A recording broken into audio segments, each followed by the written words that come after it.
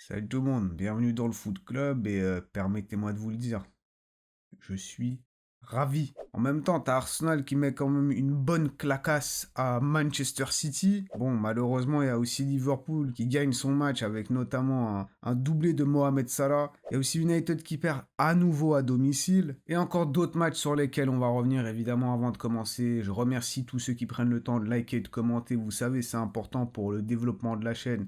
Donc je vous remercie et on est parti pour le débrief de cette 24e journée de Première League. Allez. Le plus gros flop de cette journée, ça va être Aston Villa, qui prend quand même un 2-0 face à Wolverhampton. Et que dire de cette équipe d'Unai Emery qui réalise pas vraiment une très très bonne saison, du moins en Première Ligue, parce qu'au final, en Ligue des Champions, ils arrivent à se qualifier directement pour les huitièmes.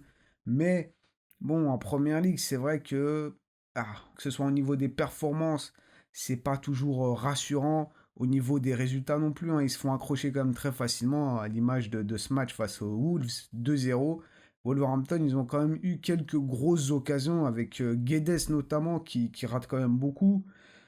Mateus Cunha à la fin du match, il te met un but, fin du corps, fin du corps, fin du corps, t'as tout le stade qui se fait feinter, et du coup but à la dernière seconde du match, 2-0. Wolverhampton, je le rappelle, hein, faut que je mette le contexte, c'est qu'ils jouent le maintien pour l'instant. Aston Villa, ils sont quand même dans le top 10, donc c'est là où on a mode flop.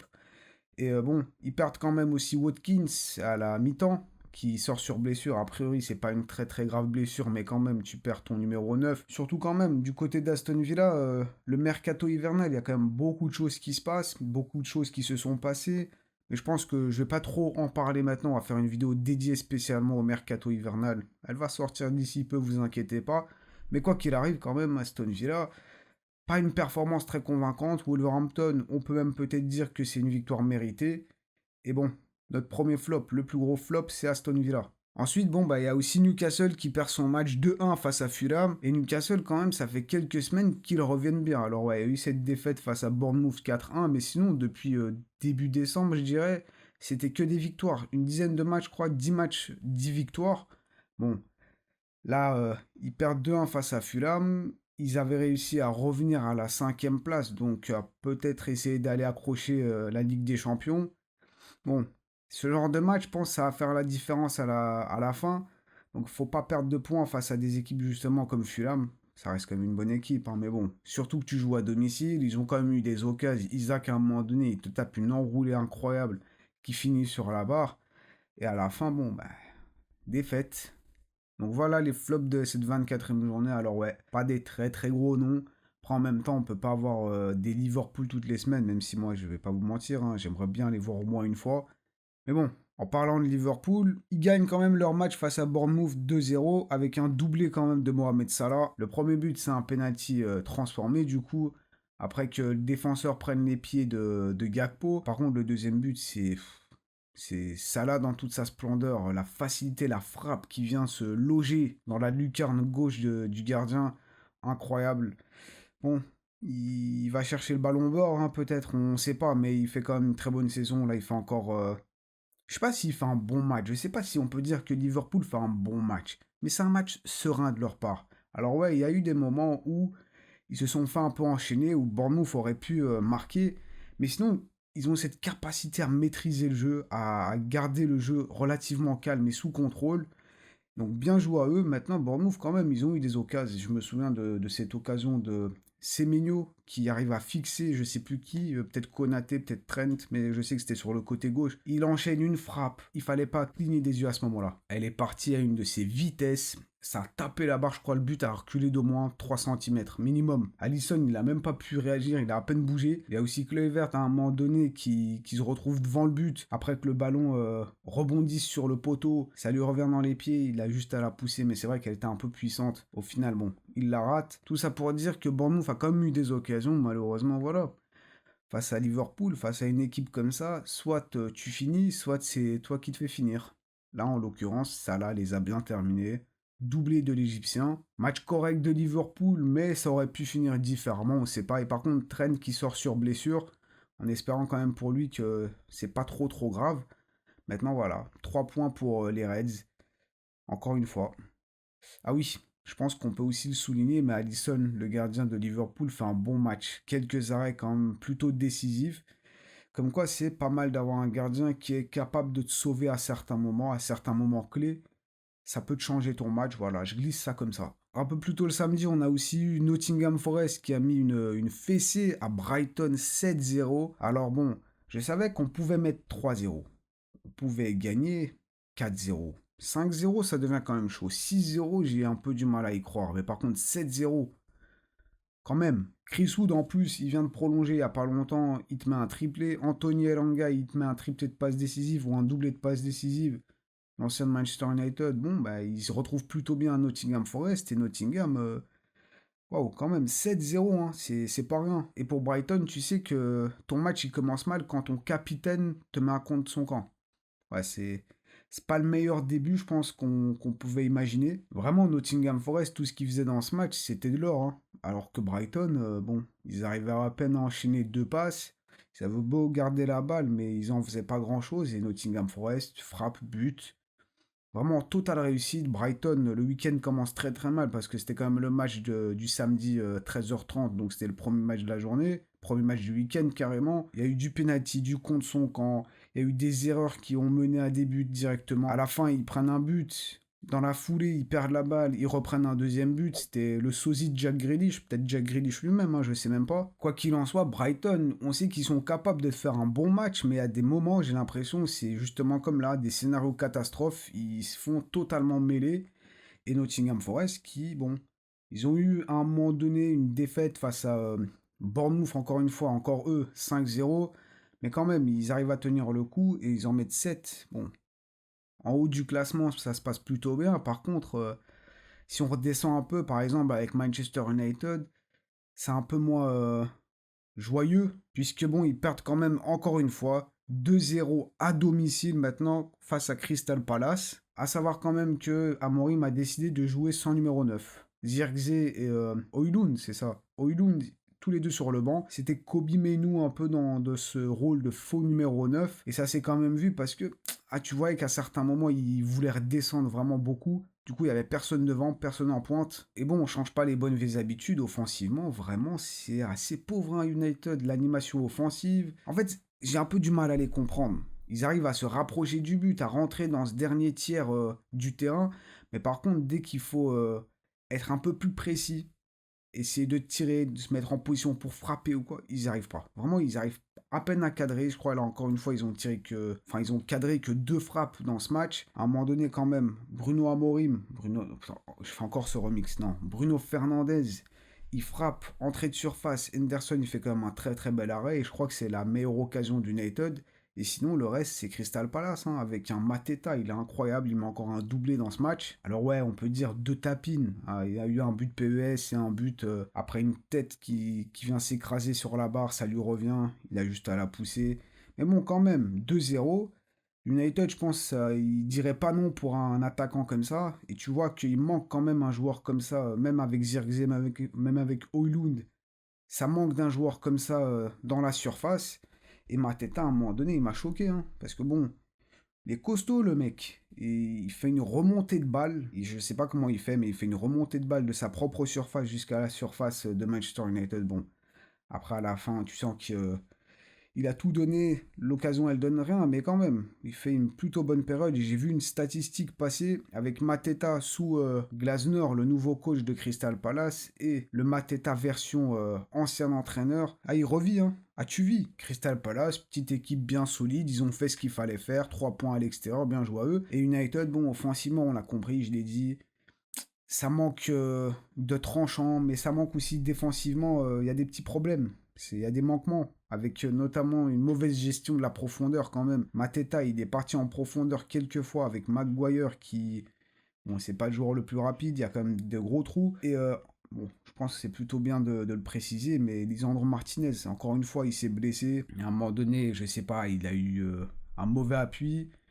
Directement, il a demandé le changement. Il se tenait le genou, à savoir quand même il y a un an, à peu près pile un an, il avait de nouveau eu une blessure au niveau du ligament, en espérant quand même que c'est rien de grave. Mais bon, vraiment, vivement la fin de saison pour Manchester United. Et par contre, une équipe qui a passé un plutôt bon week-end, ça va être Tottenham, qui gagne quand même 2-0 face à Brentford à l'extérieur. Alors les Spurs, c'est le Tottenham, on a fait une vidéo récemment sur eux, où on est revenu sur le pourquoi du comment ça allait pas, on a un peu analysé leur situation, donc on va pas trop rentrer dans les détails. En tout cas, bon, évidemment, je vous invite à aller la voir, hein. N'hésitez pas. Mais en tout cas, du coup, je disais, c'est quand même une victoire importante parce qu'ils n'avaient pas gagné depuis décembre, un truc comme ça. Ça faisait quand même pas mal de matchs. En plus, c'est un clean sheet. Pour une fois, ils prennent pas de but. Défensivement, ils ont tenu le coup, ils ont fait le dos rond. Et on peut le dire, je pense, peut-être Brentford méritait peut-être un peu plus, du moins. Ils méritaient de marquer parce qu'ils ont eu des grosses occasions.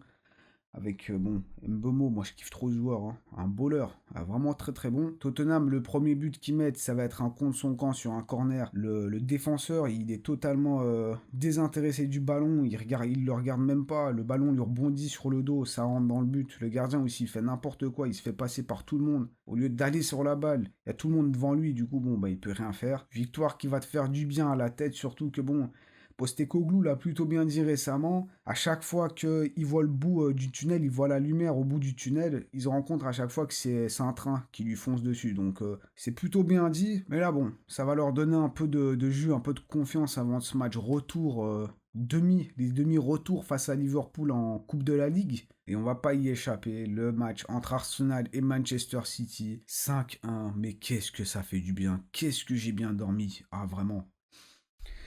C'est peut-être le meilleur moyen de finir la semaine et du coup de commencer une nouvelle semaine. Incroyable. Sentiment quand une équipe qui t'a traumatisé toutes ces années, j'allais dire toutes ces semaines, non, toutes ces années, toutes ces dernières saisons, ça a été la raison de tous mes cauchemars, de tous nos cauchemars en tant que supporter d'Arsenal. Là, enfin, leur en mettre 5, la Manita. Bon, dommage qu'on en prend un quand même et que c'est Haaland qui la mette. Mais allez, Haaland, toutoulou. Allez, va t'asseoir. T'as mis ton but, t'es content, allez. Mais oui, mais qu'est-ce que ça fait du bien. Non, franchement, quel plaisir. Ah là, vraiment, on est bien. On est bien. Mais non, mais que dire de ce match? Le match il commence super bien avec Manchester City qui joue avec le feu. Ils essaient de sortir le ballon proprement, mais ça bégaye un peu. Arsenal qui presse. Je crois que c'est Rice qui récupère la balle. Il la donne pour Havertz, qui la glisse devant, pour Odegaard, qui se trouve devant le but justement. 1-0. Deuxième minute, un peu comme face à Chelsea, où quand même dès le début tu fais une erreur et tu perds un but, t'encaisses un but. Mais heureusement, la finalité est différente que face à Chelsea, parce que c'est Arsenal qui gagne. Mais sinon, le reste de la première mi-temps, quand même, City, ils ont eu des grosses occasions, comme Gvardiol qui met ses têtes et Raya. Incroyable. Alors, pardon d'avoir douté de toi. Alors, c'est vrai que tes premiers mois, quand t'es arrivé en prêt de Brentford, là, franchement, je te portais pas dans mon cœur. Mais par contre, depuis que t'as signé définitivement à Arsenal, les bras m'en tombent. L'un des meilleurs gardiens de ce championnat, peut-être même du monde, hein, je sais pas, mais top performance. Il fait aussi un arrêt réflexe à un moment donné. T'as une frappe qui est déviée. Il se couche super bien, très très rapidement. Que dire de plus? C'est ça qu'on veut dans les cages. Bien entendu, City, ils ont fait leur truc. Ils auraient pu aller chercher plus. Mais Arsenal, encore une fois, a bien tenu.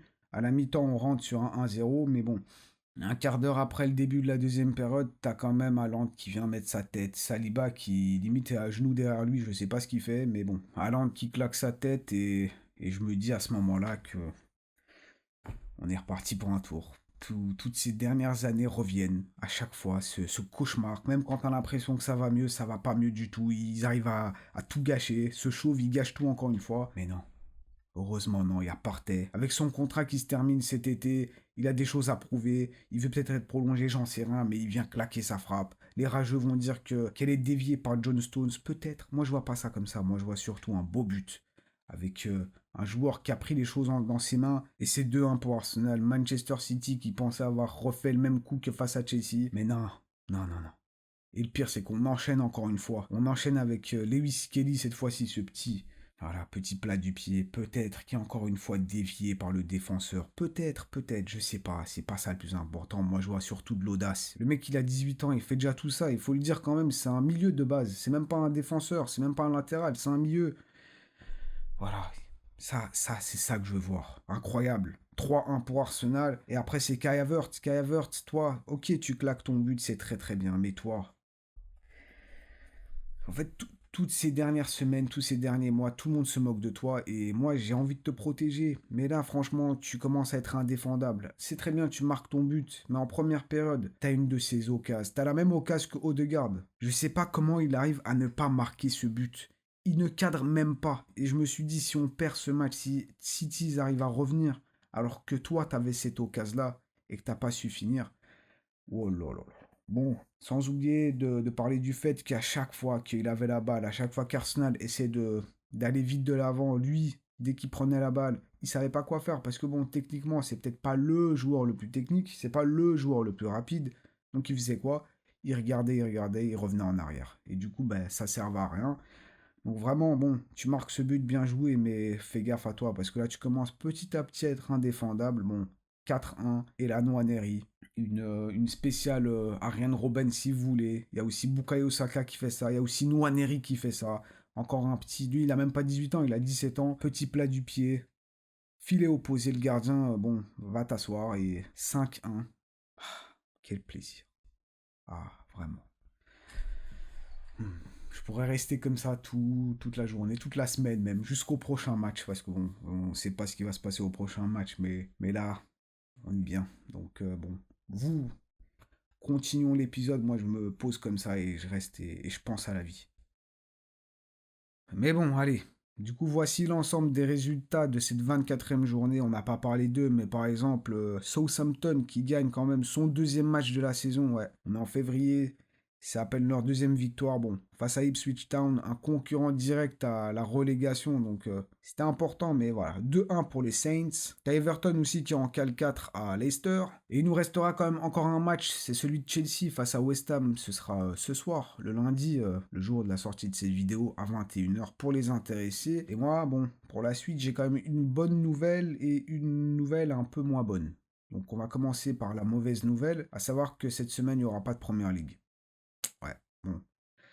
Regardez, ce sera plus simple à comprendre. Eh ben oui, parce qu'on a ces matchs de coupe qui reviennent avec mercredi et jeudi les matchs retour des demi-finales Carabao Cup entre Arsenal, Newcastle et Liverpool-Tottenham. Donc on va connaître nos finalistes pour la Coupe de la Ligue, la Carabao Cup. Et un peu plus tard, du coup, ben, c'est la FA Cup. Hein. Alors qu'est-ce qu'on a comme match? On a Manchester United face à Leicester le vendredi, par exemple. On a Brighton qui va recevoir Chelsea. Ouais, donc voilà, pas de gros match à se mettre sous la dent. Par contre, la semaine prochaine et la semaine d'après, t'as quand même la Ligue des Champions, les barrages. Avec, bon, en ce qui concerne la première ligue, il n'y a que Manchester City qui va jouer un sacré match hein, face au Real le mardi d'abord. Et puis le match retour, ce sera mercredi d'après. En même temps aussi, mercredi prochain, pendant la Ligue des Champions, justement, tu as le match en retard entre Liverpool et Everton pour la Première Ligue. Et un peu plus tard dans la semaine, on a la Première Ligue, la 25e journée qui revient. Donc vous inquiétez pas, une petite pause, allez, d'une semaine et demie, ça va faire de mal à personne. Par contre, pour la 25e journée, on a des bonnes petites affiches avec notamment Brighton et Chelsea qui se jouera le vendredi. Manchester City qui recevra Newcastle. Ou alors encore Tottenham qui va affronter Manchester United. Ce sera la grosse affiche du dimanche. Et bon, encore une belle petite journée, un bon petit week-end. Et je pense que nous, on va encore se retrouver très rapidement pour le petit récap du mercato hivernal. Parce que quand même, il s'en est passé, il se passe encore toujours. Hein, le mercato hivernal, il se termine